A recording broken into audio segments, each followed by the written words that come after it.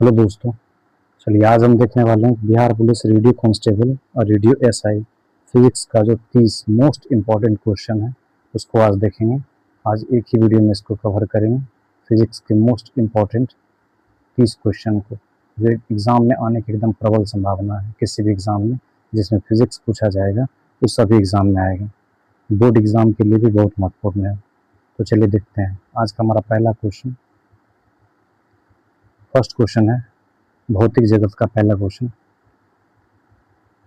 प्रकृति में पाया जाने वाला सबसे प्रबल मूल बल कौन सा है? तो जैसा कि आपको पता है कि प्रकृति में पाया जाने वाला सबसे मूल बल जो है वो है प्रबल नाभिकीय बल। प्रबल नाभिकीय बल है, इसका सही आंसर हो जाएगा ऑप्शन नंबर सी, प्रबल नाभिकीय बल। अगला क्वेश्चन, प्रकृति में सबसे छिन्न बल कौन सा होता है? तो प्रकृति में सबसे छिन्न बल होता है गुरुत्वाकर्षण बल, प्रबल नाभिकीय बल, चुंबकीय बल, स्थिर वैद्युत बल। तो इसका राइट आंसर हो जाएगा सबसे छिन्न नाभिकीय बल जो होता है वो होता है गुरुत्वाकर्षण बल। ऑप्शन नंबर ए इसका राइट आंसर हो जाएगा। नेक्स्ट क्वेश्चन, अगला question number question number 3। Electron की खोज किसने की थी? जे थॉमसन ने, अल्बर्ट आइंस्टीन ने, रदरफोर्ड ने कि नील्स बोर ने? तो इलेक्ट्रॉन की खोज की थी जे थॉमसन के द्वारा किया गया था। इलेक्ट्रॉन की खोज जे थॉमसन के द्वारा किया गया था। तो इसका राइट आंसर हो जाएगा ऑप्शन नंबर ए। अगला क्वेश्चन क्वेश्चन नंबर 4। बेतार टेलीग्राम का आविष्कार किसने किया था? बिना तार के टेलीग्राम का आविष्कार किसने किया था? सीवी रमन ने, जी मार्कोनी ने, थॉमस एडिसन ने, न्यूटन ने? तो इसका सही जवाब हो जाएगा option number B, G Marconi के द्वारा किया गया था। अगला क्वेश्चन हमारा क्वेश्चन नंबर 5। सीवी रमन को भौतिक का नोबेल पुरस्कार की खोज के लिए मिला था।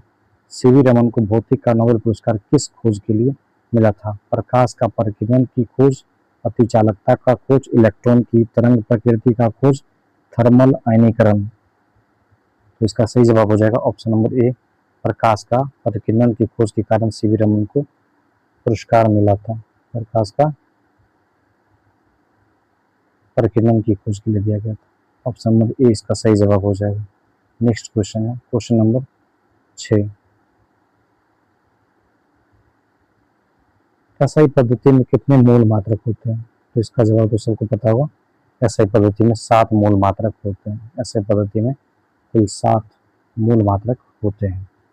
एसआई पद्धति में कुल 7 मूल मात्रक होते हैं। तो 7 इसका सही जवाब हो जाएगा। अगला क्वेश्चन, निम्नलिखित में से कौन सा एक पूरक इकाई है, सप्लीमेंट्री यूनिट है? मीटर, रेडियन, एम्पियर कि कैंडेला? पूरक मात्रक, इसका पूरक मात्रक का सही जवाब हो जाएगा ऑप्शन नंबर बी, रेडियन एक पूरक मात्रक है। रेडियन पूरक मात्रक हो जाएगा ऑप्शन नंबर बी, इसका राइट आंसर हो जाएगा। बढ़ते हैं नेक्स्ट क्वेश्चन की ओर। अगला क्वेश्चन नंबर, ज्योति तीव्रता का एसआई मात्रक क्या होता है? ज्योति तीव्रता का एसआई मात्रक वॉट होगा, लक्स होगा कि कैंडेला होगा या न्यूटन होगा? तो ज्योति तीव्रता का एसआई मात्रक क्या हो जाएगा?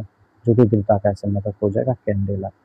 ऑप्शन नंबर बी इसका सही, सी इसका सही जवाब हो जाएगा। अगला क्वेश्चन क्वेश्चन नंबर 9, ये बहुत बार एग्जाम में पूछा गया है।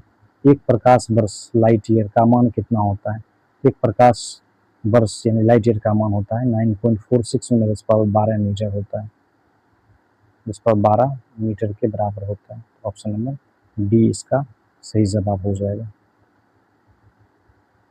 सॉरी, अगर ये किलोमीटर में होता तो ये सही होता।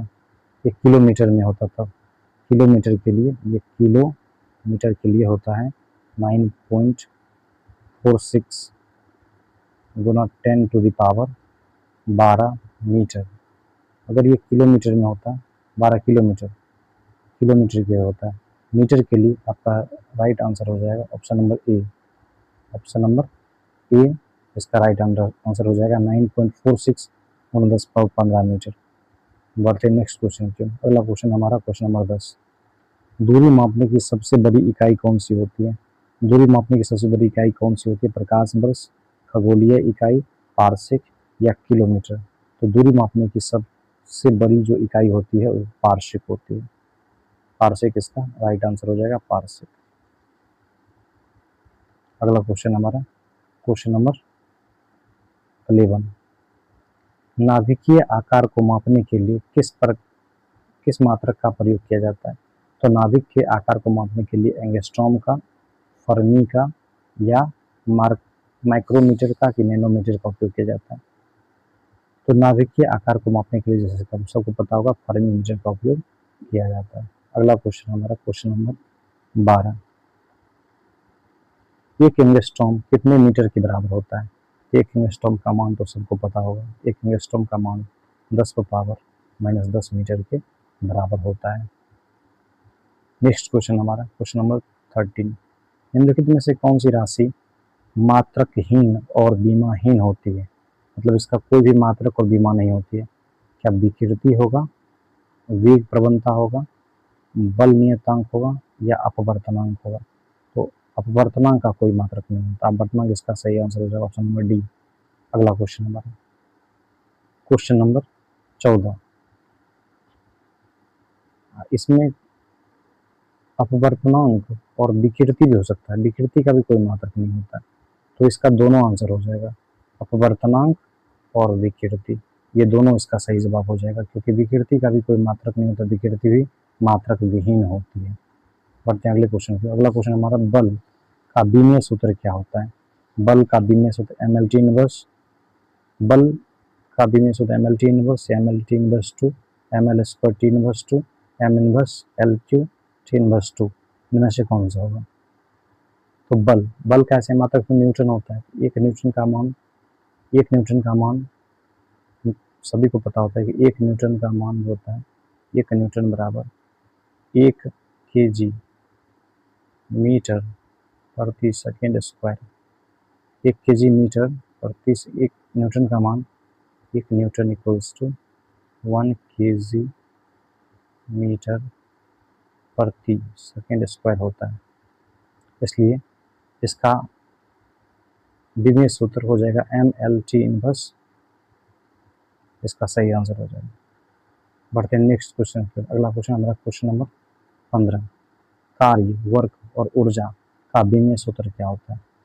कार्य, वर्क, ऊर्जा का बीमीय सूत्र क्या होता है? इसका राइट आंसर हो जाएगा option number B, ML square T inverse 2, ML square T inverse 2, इसका सही जवाब हो जाएगा। अगला क्वेश्चन क्वेश्चन नंबर 16, सार्वत्रिक नियतांक जी का बीमीय सूत्र क्या होता है? सार्वत्रिक गुरुत्वाकर्षण नियतांक जी का मान जान करते हैं, जी का मान होता है, जी का मान क्या होगा? सार्वत्रिक नियतांक जी का बीमीय सूत्र क्या होगा?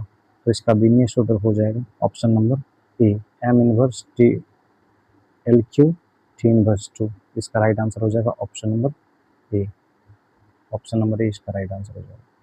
बढ़ते हैं नेक्स्ट क्वेश्चन पे। अगला क्वेश्चन हमारा, दाब का बीमीय सूत्र निम्नलिखित में से किसके समान होता है? तो दाब का बीमीय सूत्र किसके समान होता है? बल, प्रतिबल, कार्य या संवेग के बराबर होता है? तो इसका राइट आंसर हो जाएगा ऑप्शन नंबर बी, प्रतिबल के बराबर होता है।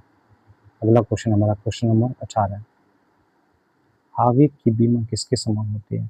आवेग की बीमा रेखीय संवेग, बल, कोणीय संवेग, शक्ति। तो आवेग की बीमा रेखीय संवेग के बराबर होती है। पृष्ठ तनाव का बीमीय सूत्र क्या होता है? तो पृष्ठ तनाव का बीमीय सूत्र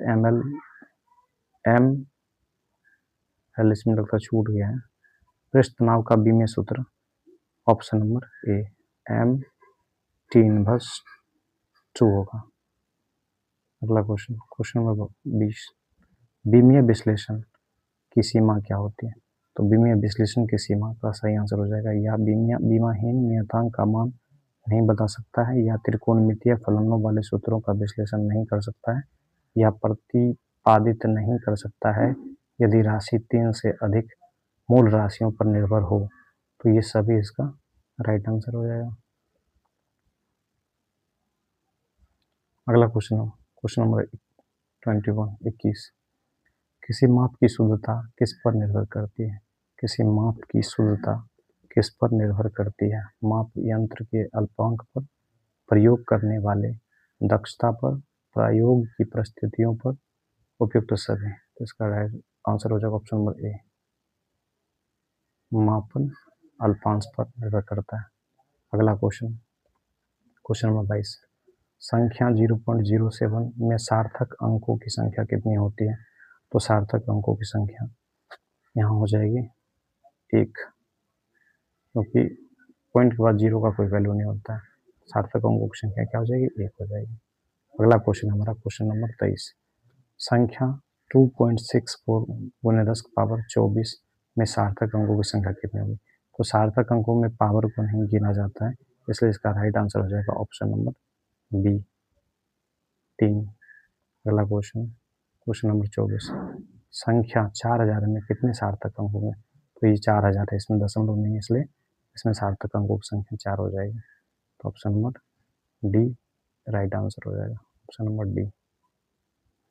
अगला क्वेश्चन, क्वेश्चन नंबर 25, यदि किसी घन की भुजा मापने में 2% की त्रुटि होती है तो उसके आयतन की गणना में प्रतिशत त्रुटि क्या होगी? ये तो निकालना पड़ता है। इसका राइट आंसर हो जाएगा ऑप्शन नंबर सी, 6 हो जाएगा, 6%। अगला क्वेश्चन, क्वेश्चन नंबर 26, किसी प्रयोग में यादृच्छिक त्रुटियों को कैसे कम किया जा सकता है? किसी प्रयोग में यादृच्छिक त्रुटि को कैसे कम कर सकते हैं? परीक्षणों की संख्या को बढ़ाने से उसको कम कर सकते हैं, परीक्षण की संख्या बढ़ाकर उसको कम किया जा सकता है। अगला question, question number 27, vernier callipers का अल्पकमांक कितना होता है? वर्नियर कैलिपर्स का अल्पकमांक 0.001 सेंटीमीटर होती है, 0.01 सेंटीमीटर के बराबर होती है। अगला question, question number 28, screw gauge किस सिद्धांत पर कार्य करता है? स्क्रू गेज पेंच के सिद्धांत पर कार्य करता है। इसका ऑप्शन हो जाएगा ऑप्शन नंबर बी। 29 नंबर, अत्यंत दूरी पर स्थित तारों की दूरी मापने के लिए किस विधि का प्रयोग किया जाता है? इसमें हो जाएगा लंबन विधि का प्रयोग किया जाता है, लंबन विधि, लंबन विधि का प्रयोग किया जाता है। अगला question, last question, question number 30, joule को अर्घ में क्या संबंध है? जूल और अर्घ में क्या संबंध है? तो 1 जूल बराबर हम जानते करते हैं, 1 जूल का मान क्या होता है? 10⁻7 अर्घ के बराबर होता है। 1 जूल का मान 10⁻7 अर्घ के बराबर होता है। हो गया।